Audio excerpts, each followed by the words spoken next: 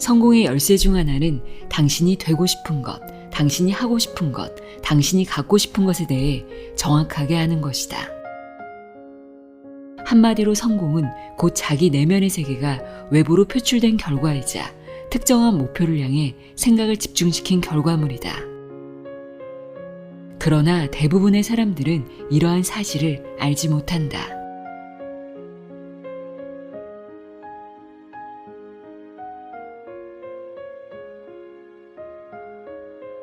안녕하세요. 나의 소리책 갈피 소리내어 읽다입니다. 오랜만에 심장이 뛰는 책을 발견했습니다. 마크 피셔, 마크 앨런의 백만장자처럼 생각하라입니다. 사실 이 책에 나오는 내용 중 처음 들어보거나 뭔가 대단히 특별한 내용은 없습니다. 진리는 원래 단순하고 쉽고 명료하잖아요. 우리가 성공하려면 어떻게 생각하고 나아가야 하는지, 특히 어떤 마음 습관을 가져야 하는지 분명하게 짚어줍니다. 성공과 부는 정신 자세가 결정한다는 건데요.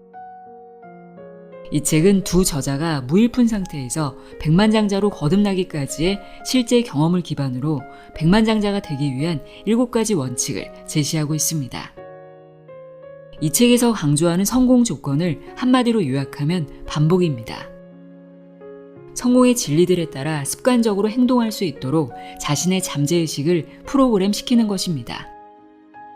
전설적인 자기개발 그룹 밥 프록터가 말하는 부와 성공을 부르는 패러다임과 같은 맥락인데요. 밥 프록터도 성공의 패러다임을 잠재의식에 새기는 것을 강조했죠. 밥 프록터는 이렇게 말했습니다. 당신이 원하는 생각을 지속 반복적으로 잠재의식 속에 깊숙이 새겨넣으면 이 생각은 법칙에 따라 반드시 당신을 통해 드러나게 되어 있다 라고 말이죠. 제임스 앨런 역시 생각의 법칙에서 정신은 모든 것을 창조하는 원동력이라고 했습니다. 결국 우리가 마음속으로 거듭거듭 생각한 것들이 현실이 된다는 겁니다. 그럼 지금부터 무일푼에서 백만장자가 된 두 저자는 어떻게 원하는 부를 거머쥘 수 있었는지, 어떤 정신 자세가 필요한지 자세히 알아보도록 하겠습니다. 마크 피셔, 마크 앨런의 백만장자처럼 생각하라 내용의 일부를 읽어드립니다. 잠재의식에 새겨질 때까지 반복해서 들어보시면 좋을 것 같습니다. 귀 기울여 들어보세요.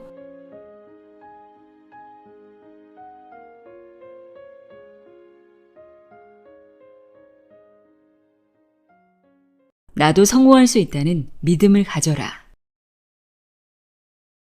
성공의 비결은 내면에 있다. 나도 성공할 수 있다는 믿음을 가질 때 비로소 성공이라는 선물이 당신에게 주어질 것이다. 고리타분한 소리처럼 들리는가? 그렇다면 잠시 눈을 감고 이 격언을 음미해보자. 성공을 진정으로 원한다면 달리 어디에서부터 성공을 준비할 수 있겠는가?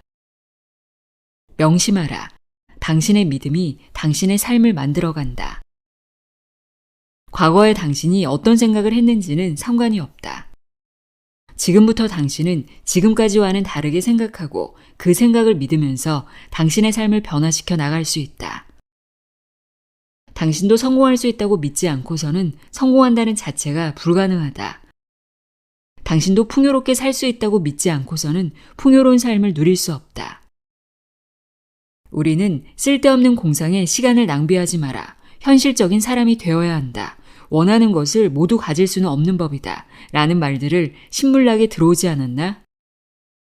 이러한 충고를 너무 자주 들었던 까닭에 우리는 그것을 당연한 것으로 믿게 되었고 결국 소수의 선택받은 사람들만이 부자가 되는 것이다. 라고 생각하기에 이르렀다. 마찬가지로 성공도 평범한 사람에게는 요원한 꿈인 것처럼 여겨진다. 그러나 이러한 충고는 결코 진리가 아니다. 성공과 윤택한 삶이 선택받은 소수의 특권처럼 보이는 이유는 대부분의 사람들이 나는 저런 사람이 될 수 없어 하고 막연한 좌절감을 갖기 때문이다. 단언하건대 성공한 사람들은 언젠가는 성공할 수 있으리라는 믿음을 가졌던 사람들이다. 성공에 대한 믿음을 굳건히 한다면 막연한 좌절감을 버리고 성공할 수 있다는 여유로운 마음을 갖기만 한다면 당신도 틀림없이 성공할 수 있다.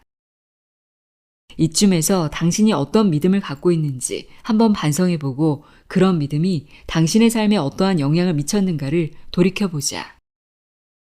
아직도 많은 사람들이 세상의 운영 방식에 대한 검증되지 않은 선입견 때문에 자신을 파괴하는 잘못을 저지르고 있기 때문이다. 마크 앨런은 비전의 비즈니스, 한 기업가가 들려주는 성공 안내서에서 이러한 착각을 극복하는 방법을 잘 제시해주고 있다. 충분한 시간을 갖고 정기적으로 자신의 삶을 돌이켜보는 것이 중요하다. 이러한 시간을 갖는 것이 무엇보다 중요하다. 아무런 편견 없이 정직하게 과거의 삶을 돌이켜보면서 현재의 삶을 있게 해주었던 중대한 사건들을 발견해내는 것이 무엇보다 중요하다. 이러한 사건들 중에는 당신에게 커다란 발전을 주었던 사건이 있게 마련이다. 그러므로 그때의 사건을 기억해야만 한다. 그때 얻었던 교훈과 믿음을 되살리면서 간직할 수 있어야 한다. 또한 삶을 살아가는 과정에서 당신의 잠재력을 알아내고 어떤 식으로든 도움을 주었던 사람이 있게 마련이다. 따라서 이따금 과거의 삶을 돌이켜볼 필요가 있다. 특히 우리에게 부정적인 영향을 주었던 순간을 면밀히 되짚어보면서 그 결과로 우리가 마음속에 새겨놓은 부정적인 생각이 무엇인지 찾아내야만 한다. 일단 잘못된 선입견이 발견되기만 한다면 그만큼 극복하기도 쉽다.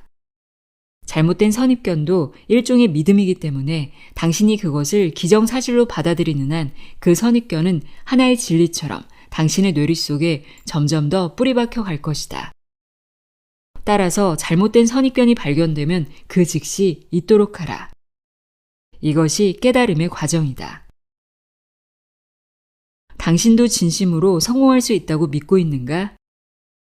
성공에 대한 당신의 생각을 좀 더 철저하고 객관적으로 분석해보라. 성공을 가로막는 장애물이 당신의 내면에 있었다는 의외의 사실에 놀라지 않을 수 없을 것이다. 어떠한 고정관념이라도 바꾸겠다고 결심할 때 당신은 어떤 분야에서나 바라는 대로 성공할 수 있을 뿐 아니라 그 성공의 길이 예상보다 훨씬 쉽게 열린다는 사실을 깨닫게 될 것이다.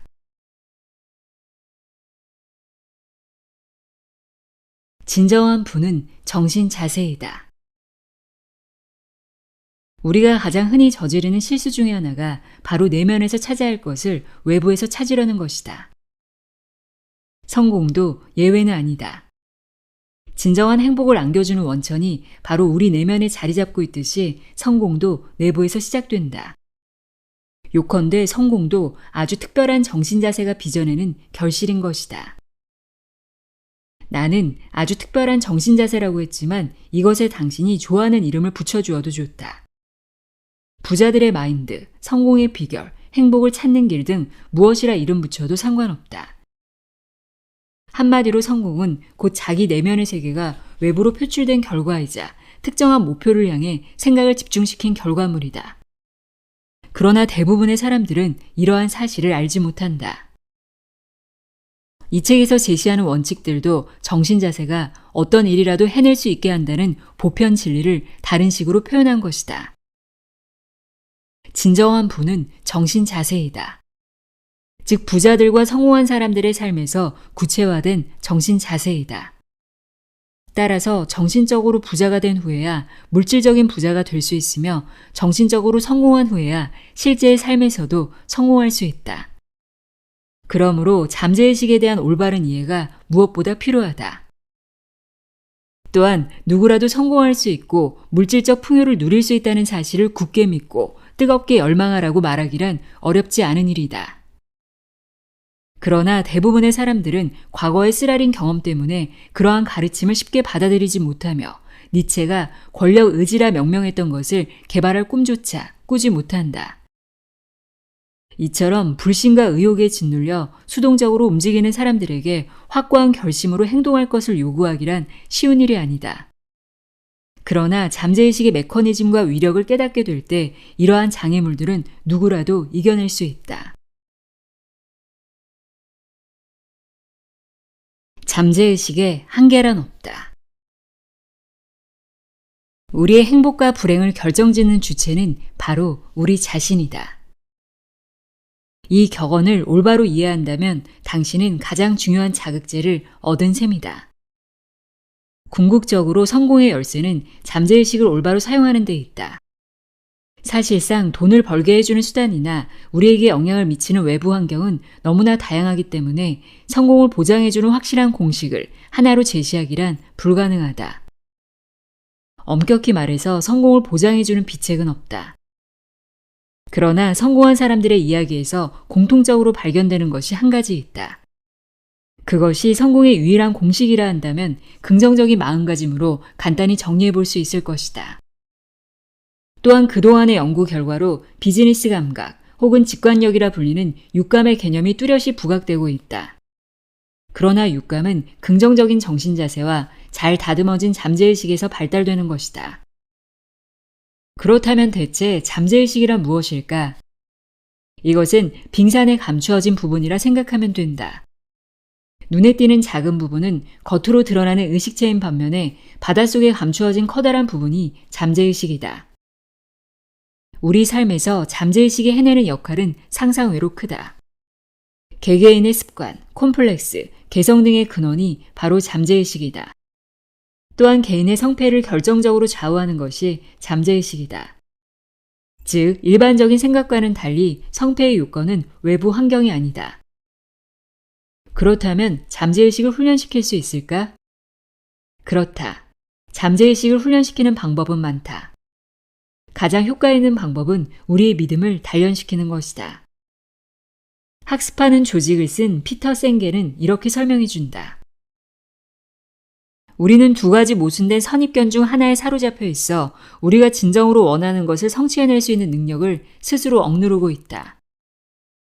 첫째로 나는 해낼 수 없을 것이라는 선입견이다. 즉 우리가 절실히 원하는 것이라고 해도 모든 것을 실현해낼 수 없다는 자포자기이다.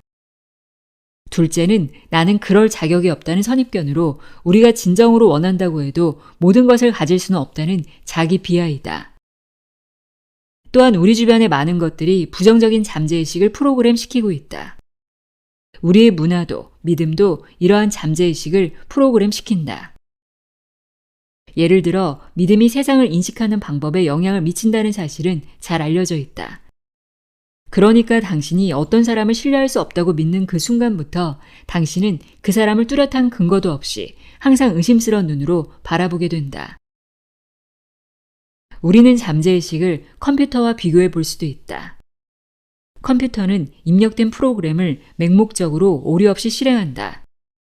그러므로 컴퓨터 업계에서 주로 통용되는 언어인 불완전한 프로그램을 입력하면 불완전한 답이 나올 수밖에 없다는 원칙인 GI-GO가 있듯이 어린 시절부터 우리에게 입력된 프로그램이 부정적인 쓰레기와도 같은 것이었다면 그렇게 만들어진 믿음 체계에서 비롯되는 결과는 불완전한 것일 수밖에 없는 것이다.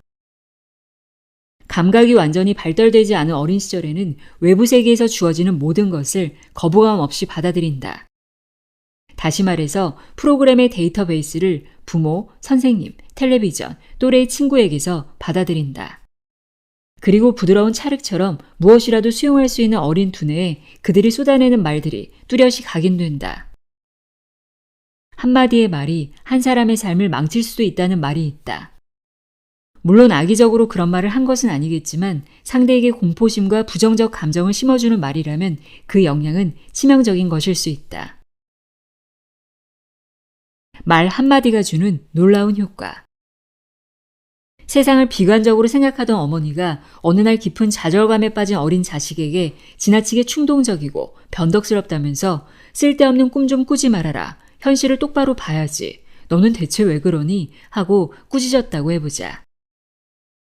이런 꾸짖음은 10중 8구 어린 자식의 잠재의식에 각인되어 그의 생각을 좌우하는 프로그램의 일부가 될 것이다. 그리고 잠재의식은 거의 무한에 가까운 힘을 발휘하면서 그 프로그램을 실행시킬 것이고 그 아이를 거듭해서 실패하게 만들 것이다. 너무나 비극적인 일이 아닌가? 더욱더 비극적인 것은 대부분의 사람들이 이런 부정적인 프로그램의 희생자임에도 그런 사실을 인식하지 못한 채 평생을 살아가고 있다는 점이다. 말은 상상을 초월하는 강력한 힘을 갖는다. 사랑의 고백, 슬픈 소식, 축하의 한마디, 이런 모든 것이 우리 내면의 정신에 중대한 영향을 미친다. 심지어 진실이 아닌 말조차도 우리 정신이 고지고대로 받아들인다는 것을 기억하라. 톰 피터스와 로버트 워터맨은 초우량 기업의 조건에서 반드시 진실이 아닐지라도 말이 갖는 강력한 힘을 극명하게 보여주는 실험을 소개해 주었다. 성공보다 더 성공을 유도하는 자극제는 없다. 이 격언은 충분한 과학적 근거를 갖는 것으로 증명되었다. 또한 동기유발을 연구하는 학자들은 조직원에게 실제로 잘하고 있다는 자기암시를 심어주는 것이 무엇보다 확실한 동기유발 요인이라는 결론을 내렸다. 동기유발이 절대적인 기준에 따른 것이냐 아니냐의 문제는 그다지 중요하지 않다.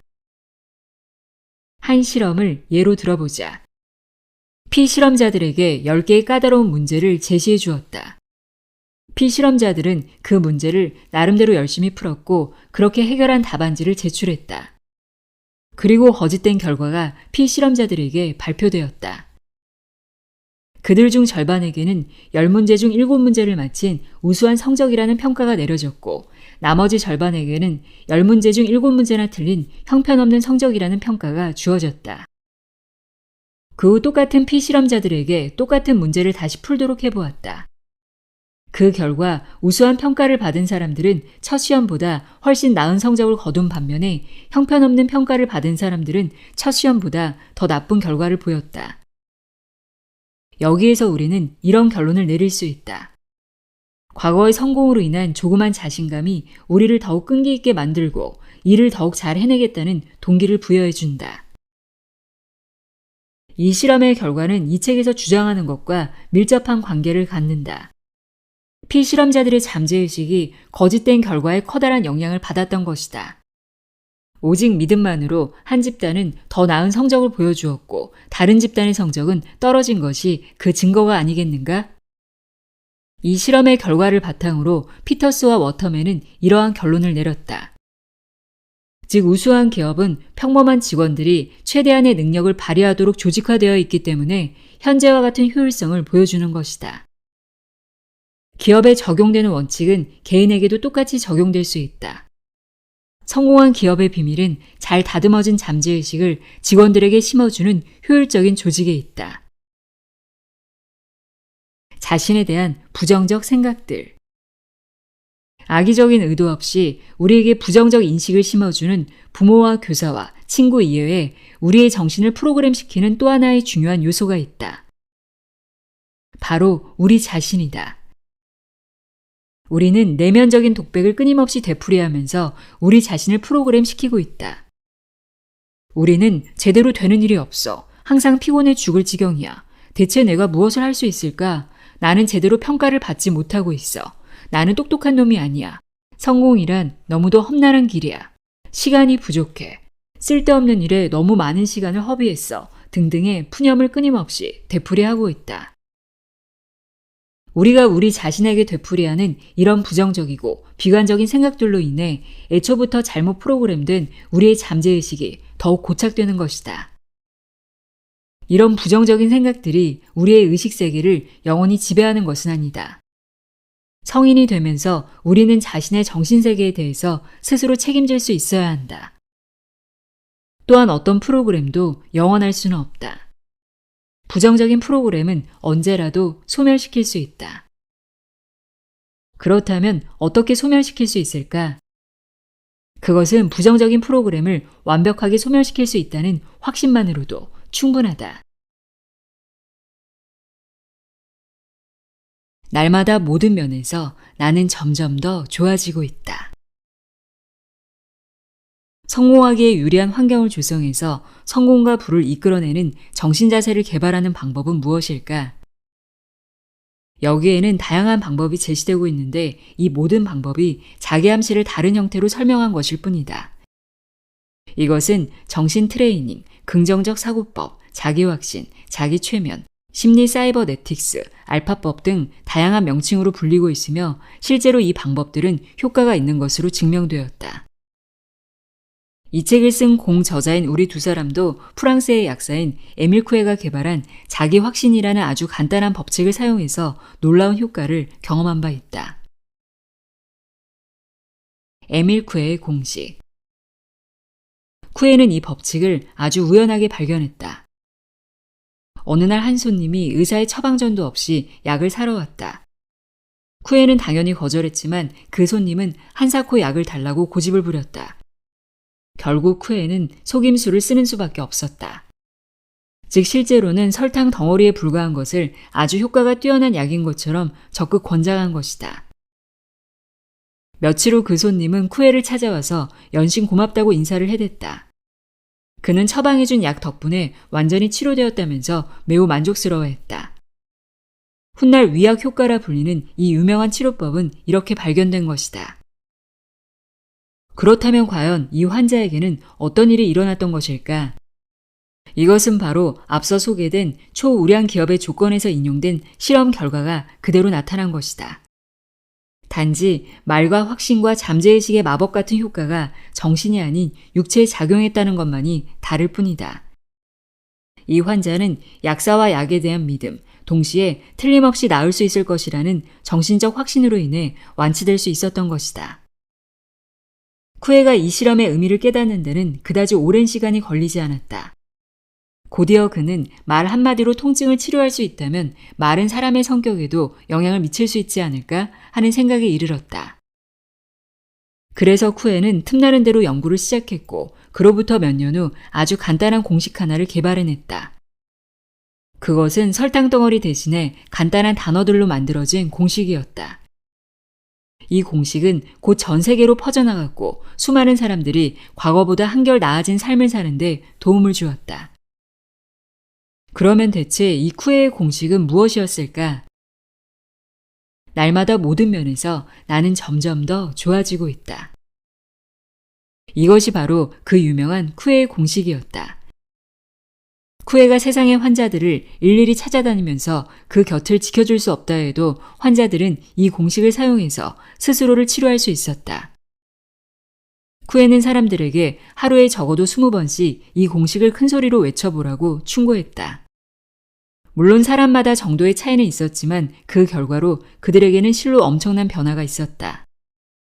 누구나 자신의 욕구와 성격에 따라서 자기만의 경험담을 만들어낼 수 있었다. 쿠에의 공식은 진정 놀라운 효과가 있었다. 자기 확신을 심어주는 이 보편적인 공식은 우리 삶의 전반을 감싸면서 우리에게 무한한 가능성을 선물로 안겨준다. 자기 암시의 황금률. 자기 암시의 황금률은 반복이 있다. 따라서 최적의 효과를 얻자면 매일, 아니 하루 종일이라도 반복해야만 한다. 그러기 위해서는 잠재의식이 새로운 정보를 가장 수월하게 받아들이는 상태, 즉 긴장이 이완된 상태가 최적의 조건이지만 이것은 필수 조건은 아니다. 그러나 확실히 긴장이 이완된 상태에서는 좀 더 신속하게 효과를 얻을 수 있다. 가령 명상을 끝낸 후 혹은 잠자리에 들기 직전이나 잠자리에서 일어난 직후에 우리는 자연스레 이와 같은 상태에 이른다. 물론 이러한 상태를 인위적으로 유도해낼 수도 있다. 이제 그 방법을 알아보자. 우선 침대에 편안히 눕거나 안락의자에 앉아서 두 눈을 지그시 감는다. 그리고 숨을 서너 번 깊이 들이마셔라.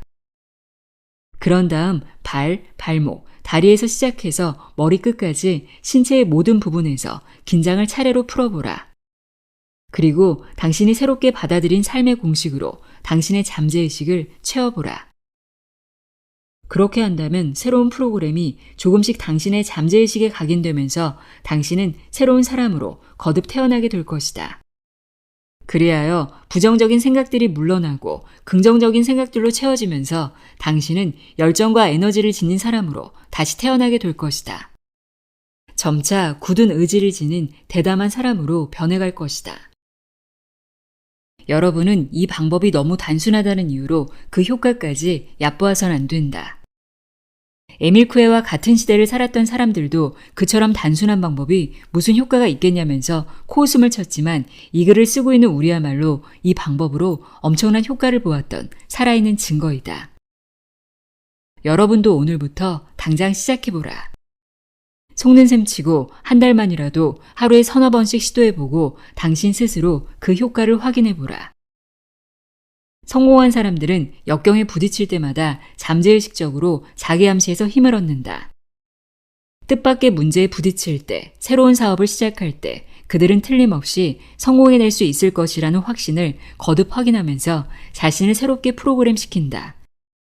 그들은 어떠한 장애물이라도 이겨내고 그들의 비전을 틀림없이 성취해낼 수 있을 것이라는 자기 암시를 거듭함으로써 성공의 길을 거침없이 달려간다.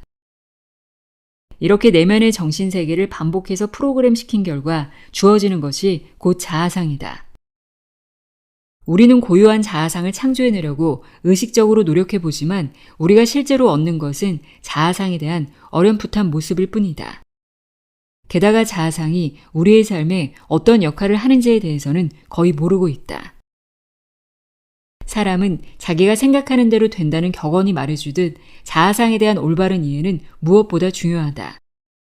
또한 재산, 즐거움, 육체적 건강 등을 포함해서 우리의 삶과 관련된 모든 것이 자아상과 긴밀히 연결되어 있으며 직접적인 영향을 받는다. 머릿속의 성공을 구체적으로 그려라. 긍정적이고 적극적인 자기 혁신의 반복. 자기 암시와 자기 확신의 효과를 극대화하기 위한 공식은 다음의 두 가지 조건을 만족시켜야 한다. 첫째, 간단해야 한다. 지나치게 긴 공식은 효과적이지 못하다. 둘째, 절대적인 원칙으로서 긍정적인 단어로 짜여진 공식이어야 한다.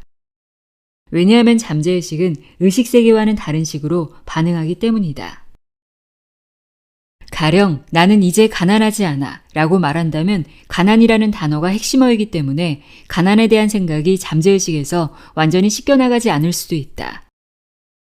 이처럼 부정적인 의미를 가지고 있는 단어로 구성된 공식을 되풀이해서 잠재의식에 심어줄 때 어쩌면 당신의 소망과는 달리 정반대의 결과가 빚어질 수도 있다. 따라서 언제나 긍정적이고 적극적으로 그러나 서두르지 않고 천천히 목표를 향해 접근해 나가야 한다. 완벽하게 동의하지 못하는 공식의 역효과.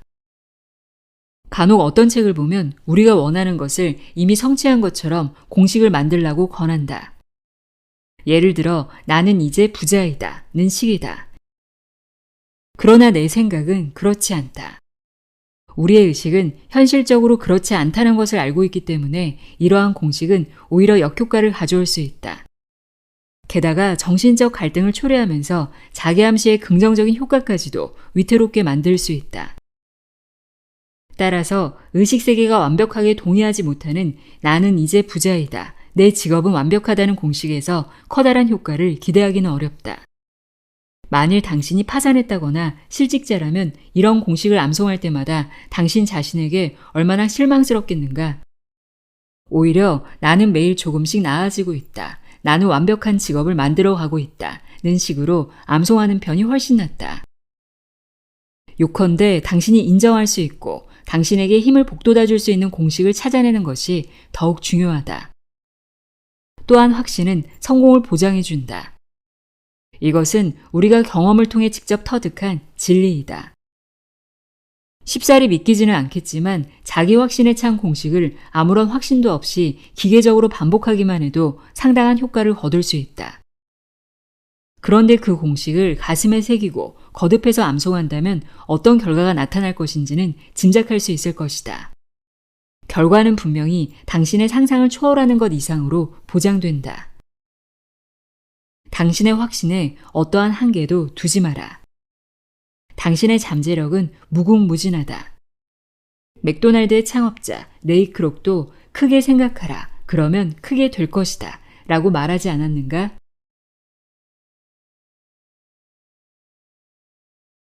성공을 구체화시켜라. 꿈으로의 몰입.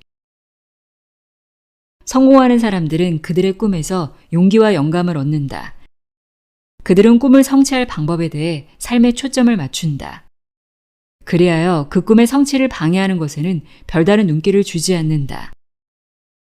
발명가는 완성된 발명품을 머리에 떠올리고 예술가는 완성된 작품을 상상한다. 또한 성공하는 기업가들은 비즈니스가 나날이 번창하는 모습에서 용기를 얻는다. 공상가, 사회사업가, 비영리 기업가, 때로는 일부의 정치인도 사회가 더 나은 방향으로 개선된 모습을 머리에 떠올리며 흐뭇한 미소를 짓는다. 지금은 아이디어가 세상을 지배한다. 이처럼 아이디어의 힘은 말로 설명하기 힘들 정도로 위력적이다. 따라서 풍요로움과 성공에 대한 생각으로 다른 사람에게 봉사하겠다는 생각으로 우리 정신을 반복해서 채워줘야 한다. 말하자면 부정적인 생각이 갖는 위력에서 완전히 벗어날 수 있어야 한다. 그리하여 낡고 부정적인 생각을 새롭고 긍정적인 자아상으로 교체해야만 한다. 우리의 인식은 어떤 생각이나 에너지를 가질 때 신비로운 인력 법칙에 따라서 비슷한 성질을 띤 것들을 무차별적으로 끌어당긴다. 마치 자석과도 같다. 긍정은 긍정을, 부정은 부정을 낳는다. 부정적인 생각은 부정적인 결과를 낳고 긍정적인 생각은 긍정적인 결과를 낳게 마련이다. 아쉽게도 우리 사회는 이러한 진리를 제대로 확산시키지 못하고 있다. 일반적으로 교육기관은 합리적이고 논리적인 생각을 강조하는 것에만 급급할 뿐 생각이 갖는 직관적이고 상상적인 면에 대해서는 철저히 무시하고 심지어 경멸하기조차 한다. 달리 말해서 운해의 역할을 지나치게 무시하고 있다. 그러나 우리에게 독창적인 꿈이 없었다면 오늘날과 같은 풍요를 결코 누릴 수 없었을 것이다. 또한 위대한 예술품도 태어나지 못했을 것이다. 운명은 개척해 나가는 것. 우리의 꿈은 내면의 자아가 투영된 모습이다. 또한 투영이란 미래에 펼쳐질 우리 자신의 모습이다. 우리가 자아상을 원대하게 프로그램시킬수록 우리의 꿈도 그에 따라 원대해진다. 또한 이 순간에는 우리가 터무니없는 꿈을 품고 있는 듯하지만 그 꿈은 생각하는 것보다 훨씬 쉽게 성취될 수도 있다. 행운은 우연히 주어지는 것이 아니다. 많은 사람들이 곤란한 상황에 부딪힐 때마다 운명에 굴복할 수밖에 없다며 운명을 탓하지만 성공하는 사람들은 다르다. 그들은 세상을 정신적으로나 물리적인 인과법칙에 따라 움직이는 것이라고 생각하며 어떠한 난관에도 굳건히 맞서면서 스스로 운명을 만들어가겠다고 도전한다. 이렇듯 굳건한 정신 자세는 긍정적인 생각과 행동에서 비롯되는 것이다. 행운과 악운도 마찬가지이다. 행운과 악운도 우리가 생각하고 행동하는 방향이 산물이다. 다시 말해서 우리는 운명, 즉 행운과 악운을 스스로 만들어갈 수 있다. 따라서 정신의 법칙과 성공의 법칙을 올바로 배워서 실천하는 사람들은 자신의 운명을 개척해가는 사람들이다. 성공의 아주 간단한 비밀. 성공의 비밀은 어째서 비밀이 되어 있을까? 그것은 성공한 사람들이 그 비밀을 감추고 알려주지 않기 때문만은 아니다. 오히려 그 비밀을 제대로 이해하는 사람이 거의 없기 때문에 비밀처럼 여겨지는 것이다. 성공의 비밀은 이렇게 간단히 요약될 수 있다. 우리가 진실로 믿는 것은 무엇이라도 성취해낼 수 있다. 당신이 이 말에 담긴 뜻을 올바로 이해한다면 성공은 제발로 당신에게 찾아올 것이다. 성공의 비밀은 또한 이렇게 요약할 수도 있다. 당신이 가능하다고 생각하면 해낼 것이고 당신이 불가능하다고 생각하면 해낼 수 없을 것이다.